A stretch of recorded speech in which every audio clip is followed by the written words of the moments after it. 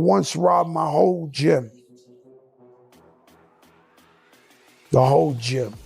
Like 70 kids without a gun. Like, yo, everybody give me your coats, give me your Walkmans. I couldn't even carry it. Some of the guys I robbed had to help me carry the stuff with them. Long ago, Fat Joe came out and said he lied in 95% of his rhymes.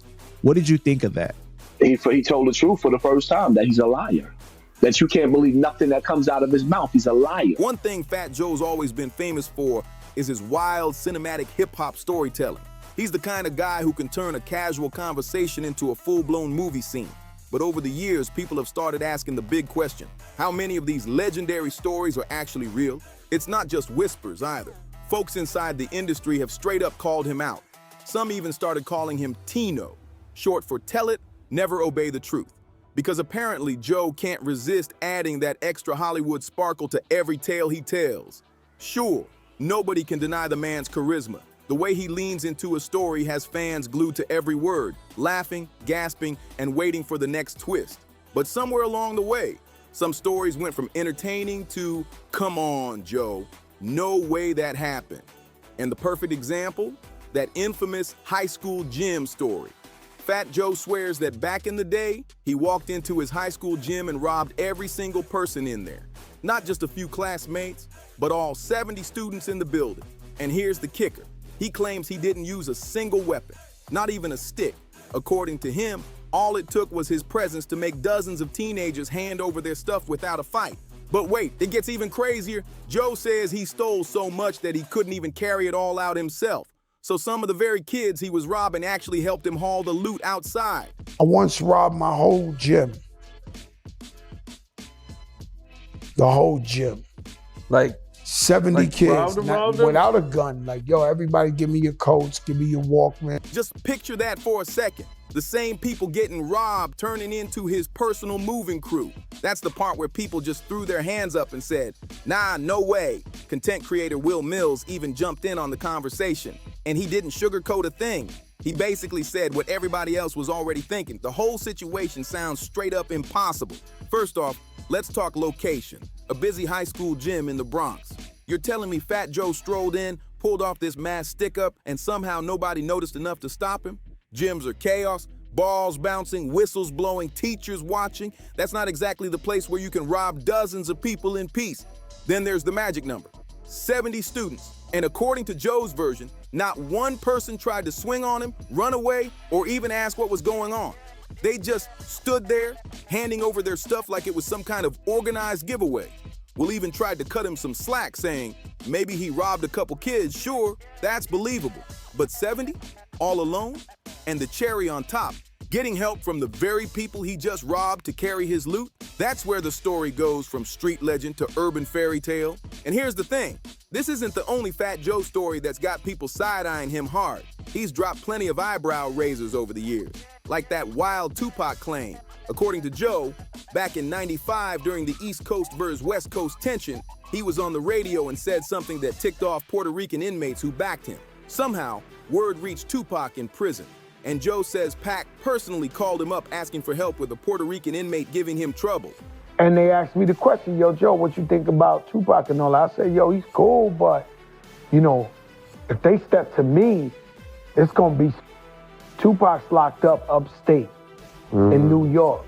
The Puerto Ricans hear that, and they're like, Poppy, Tupac got beef with Fat Joe. Joe swears the whole thing with Pac ended peacefully. He claims they talked it out, squashed whatever tension there was, and even says he sent word through his guy Charlie Rock LD telling him to hold Pac down in prison. According to Joe's version, that one call turned everything cool. But Tupac's own cousin, William Lissa, is calling that pure fiction. In a recent interview, Lissa straight up dismantled the story. He admitted that yes, Fat Joe had pull with Puerto Rican circles. No one's denying that. But the idea that Tupac needed anybody's help to survive inside, that doesn't even make sense, Lissa said. I know he got strength with Puerto Ricans, his people. But as far as Tupac being in prison, having to call Joe to keep the Puerto Ricans off his back because they think that he got beef with Joe in the street or some, I don't know about that. He broke it down. The New York State prison Pac was in was run by people who knew him personally, respected him, and in some cases loved him. Pac wasn't walking into some hostile war zone where he had to beg for protection. It was the opposite. The moment he arrived, heavy hitters were already there, waiting to welcome him. Some even had care packages ready, offering food, clothes, and whatever else he might need. And Pac didn't even want the help. Lisa also revealed another key detail. The real reason Tupac was moved out of general population into segregation wasn't because he was vulnerable. It was because of who he was connected to. Pac wasn't in a prison where people was going to walk all over him. That wasn't going to be the situation. He was in prison with people who were strong. The prison staff didn't want anything popping off, so they kept Pac separated to avoid drama, which is exactly why the idea of some lone Puerto Rican inmate pressuring him so bad that he had to pick up the phone and call Fat Joe for backup just doesn't add up, not even a little. And that's just one example of Joe's so-called truths falling apart. After he passed, she had hundreds of thousands of dollars. I thought I did the right thing. She spent the money unwisely, right? She comes back and says, Joe, I'm doing bad again. We give her a check out of our pockets. We say, yo, we got to take care. Another recent bombshell involves none other than Big Pun. For years, Fat Joe's been out here painting himself as the hero of Pun's family story, telling the world that after Pun passed, he stepped in to take care of his wife and kids. Joe swore he gave Pun's widow money, tried to help her start a business, and made sure she was financially secure. But Gangugu Roach, a guy who specializes in helping artists' families recover lost royalties and unpaid publishing, all over the radio basically saying, I gave her $750,000, I gave her $250,000, I told her enough's enough. Everybody bought it and believed it. It was all lies. In mediation, we had him admit that he never gave her a dollar in his life. Oh, so he didn't give her no Nothing, not a dollar in his life, he never gave her. Says that's all cap. According to Gangu, the reality couldn't be further from Joe's version. In fact, he says he had to drag Fat Joe into court on behalf of Pun's widow after uncovering something huge. Joe had allegedly been stealing Pun's royalties for 14 years. According to Liza, after he passed away, Joe was telling her that, oh no, he owed me money. You know what I'm saying? Then all of a sudden, a bunch of fake royalty statements started to come biannually. Here's how deep it went. Gangu claims Joe was creating fake royalty statements and working with music executive Jelly Bean Benitez to send Pun's wife these bogus reports, making it seem like everything was legit. Meanwhile, she wasn't seeing the money she was owed. Before Gangu got involved, she had already tried multiple lawyers, but none of them could break through. When Gangu stepped in, though, it was a whole different story. He says they finally took Joe to court and exposed exactly what had been going on. But instead of owning up to it, Joe went on interviews and told the public there was never a court case. For about 14 years, from about 2000 to 2014, fake royalty statements was coming out. 2000 to 2014? Yeah.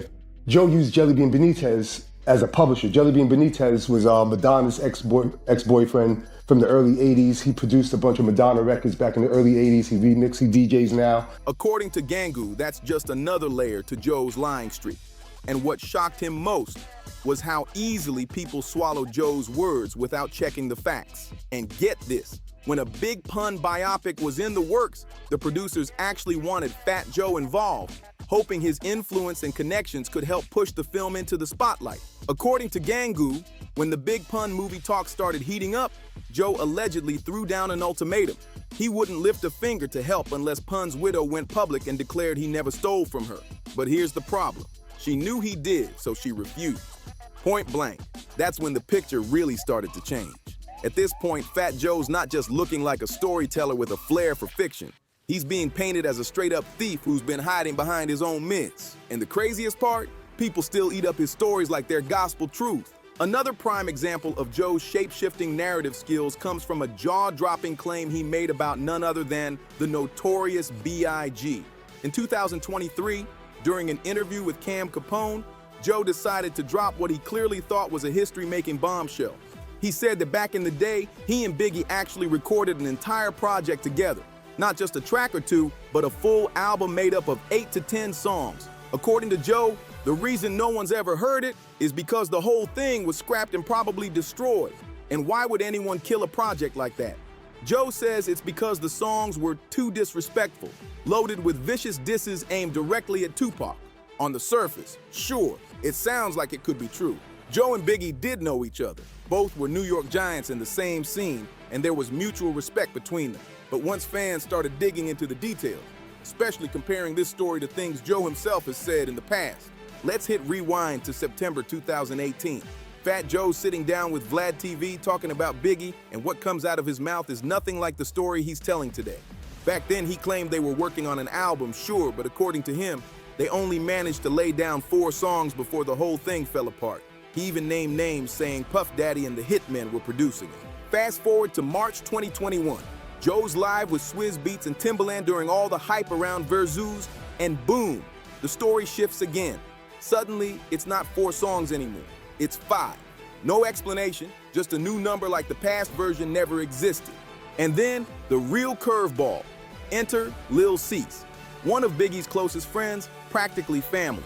In December 2021, Cease hits Vlad TV and drops serious knowledge about Biggie's mindset during the East Coast versus West Coast beef. I seen an interview from Fat Joe, and he said that him and Biggie was working on an album together, and he said that they had a whole lot of Tupac disses on the album. How you feel about him saying that? I don't think so. I'm sure I was around for a lot of stuff, and I didn't hear none of that at all. According to Cease, Big hated the idea of fanning the flames. He made it crystal clear to Junior MAFIA, if any of you record a diss track at Tupac, I'm done with you. That's how firm he was. So if Big was drawing that hard line with his own crew, why on earth would he suddenly team up with Fat Joe to record an entire album full of Pac disses? The math just doesn't add up. Then comes January 2022. Cease pops up again, this time on The Art of Dialogue, and addresses the rumors head on.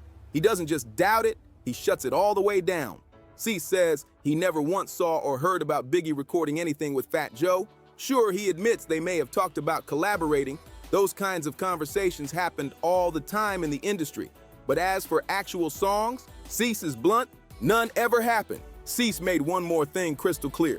Biggie wasn't the type to go all in on a full-blown diss project. Yeah, he might slide in a clever jab or a slick line here and there. That's just part of hip-hop. But a whole album dedicated to taking shots at Tupac? That wasn't Big's style, especially when the East Coast-West Coast beef was already getting dangerously out of hand. Now, here's where things get even murkier. There's this mysterious rumor floating around online. Whispers that years ago there was a clip on World Star Hip Hop where Diddy himself supposedly addressed the whole Fat Joe and Biggie album story. The tale goes that Diddy flat out denied ever hearing about such a project. But there's a catch. Nobody can find that clip anymore. It's like it vanished into thin air, becoming one of those strange little lost relics of hip-hop internet history. Did it exist? Maybe.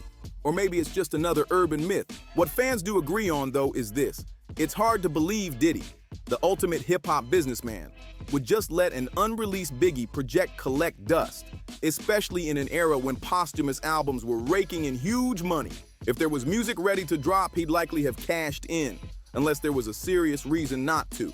And sure, if the songs really were laced with nothing but Pac disses, maybe Diddy made the call to bury it out of respect, or simply to avoid pouring gasoline on an already raging fire. It's possible. Then there's Cuban Link, who's no stranger to the players in this story. Having his own history with both Biggie and Fat Joe, Cuban has flat out said he believes the whole album thing is wildly exaggerated. He's accused Joe more than once of stretching the truth until it snaps. In one interview, Cuban Link finally laid out his side of the story about a song that Fat Joe claims was part of this so-called mythical Biggie album. According to Cuban, the day it happened, he, Pun, and Joe rolled up to Diddy's recording studio, where they crossed paths with Biggie himself. For Cuban, it was his very first time meeting the rap legend. After the introductions, Diddy turned to Big and told him to explain the vision for a track he was working on. Biggie wanted something different, a Spanish-flavored intro to give the song a unique vibe, a little Spanish gangster edge. Among the crew, Cuban was the only one fluent in Spanish. But being the rookie in the room, he wasn't sure he could deliver. That's when Pun gave him the push he needed, and Cuban stepped up to the mic. Together, he and Pun laid down the intro exactly how Big envisioned it. Biggie loved it, hyped them up, and made it clear he was feeling the energy. Then Fat Joe grabbed the mic to add his own flavor to the track. And here's where Cuban says things took a turn. Years later, according to Cuban, Joe started taking credit for that Spanish intro, the one Cuban and Pun created. Worse, he claims Joe has been using a snippet of that same track as proof that he and Biggie had recorded an entire album together. To Cuban, that's not just bending the truth, it's breaking it in half. In his eyes, there was never an album, just one studio session, one collaborative track, and that's it. But as we've seen, Fat Joe's not afraid to lean into a story until it sounds legendary. And Biggie and Pac aren't the only names Joe's brought into controversy. In 2022, he sat down for another interview and made yet another bold claim, this time taking credit for getting Trick Daddy and Pitbull their record deals. But that move didn't land well with everyone, especially Uncle Luke, who wasted no time blasting Joe publicly on Instagram. Luke, a Miami hip-hop pioneer and living legend, wasted no time setting the record straight with a detailed clapback. "I love Joe," he began, "but I find this very interesting because I discovered Trick Daddy. He did his first song with me the moment he got out from being locked up, and he stayed with me. I also discovered and signed Pitbull to my platinum-selling Luke Records label. He did his first songs with me. Because I'm from Miami, I understood the importance of signing a Cuban rapper, so I found him through battle rap tapes. Maybe I'm missing something here. And yes, I've got the receipts." Luke didn't stop there. He reminded everyone that just because he's not in every photo or birthday party video doesn't mean he wasn't the one making the moves. He even dropped another gem. "I found DJ Khaled on Underground Radio Mix 96 and brought him to mainstream radio." His words carried weight, but then came the stamp of approval that made the moment viral. NFL legend Deion Sanders jumped in the comments, firing off, "Tell them, hero. Sometimes they forget. Luke always been that dude. He was one of my heroes and still is. Y'all have no idea what this man fought for. The music you listen to today exists because of his heart, conviction, and willingness to fight for what he believed in." After that kind of public schooling, Fat Joe had no choice but to respond. He went live with Uncle Luke to clear the air, but what came out left fans squirming. Joe tried to walk it back, claiming he wasn't saying he discovered Trick Daddy and Pitbull, just that he was the catalyst for getting them signed. But as the video rolled, viewers couldn't miss Uncle Luke's expression. Arms folded, brow furrowed, looking visibly confused and not buying the spin. Fans wasted no time tearing into Joe's explanation, blasting it as sloppy, disjointed, and completely unconvincing. And then came the knockout blow. Trick Daddy himself jumped in. From his perspective, the idea of an East Coast rapper like Fat Joe swooping in to help a Miami artist get a deal was pure fantasy, especially back in the day when East Coast and Southern rappers were barely even on speaking terms. Trick spelled it out plain and simple. There was no Southern artist doing any kind of work or having affiliations with East Coast rappers back then, because we weren't on good terms. So for him to think that somebody from the East Coast would go get a brother from the South, let alone Miami, and take his music to get him a deal with no points or strings attached, I don't see that happening. Fans agreed completely, pointing out that during that era, East Coast rappers often looked down on Southern artists, treating them like outsiders in the game. So the thought of Joe playing the role of cultural bridge builder just didn't line up. Trick even threw in some shade, suggesting maybe Joe was forgetful or hallucinating stuff. That comment lit up social media, fueling a wave of backlash. Many accused Fat Joe of deliberately trying to rewrite hip-hop history, inserting himself into moments where he simply didn't belong, while downplaying the contributions of black artists who actually did the work. And just when you think the fire might die down, another old rumor resurfaced. Accusations that Fat Joe was a snitch. He's denied it over and over, but his attempts to clear the air have only made things murkier. In one video addressing the chatter, Joe repeated, "I'm not a snitch," so many times it felt rehearsed, yet offered no real evidence, no documents, no solid receipts. Instead, he drifted into unrelated tangents and vague statements that left people with even more questions. Yes, Fat Joe is still a respected name in hip-hop, but between the tall tales, the contradictions, the public call-outs, and the lingering accusations, his reputation has taken some undeniable hits. What's your take? Is Fat Joe just an entertainer who loves spinning wild stories, or is he crossing the line into rewriting history for clout? Drop your thoughts in the comments. And if you're into digging up the real truth behind hip-hop's most controversial moments, make sure to like, share, and subscribe. You won't want to miss what's coming next.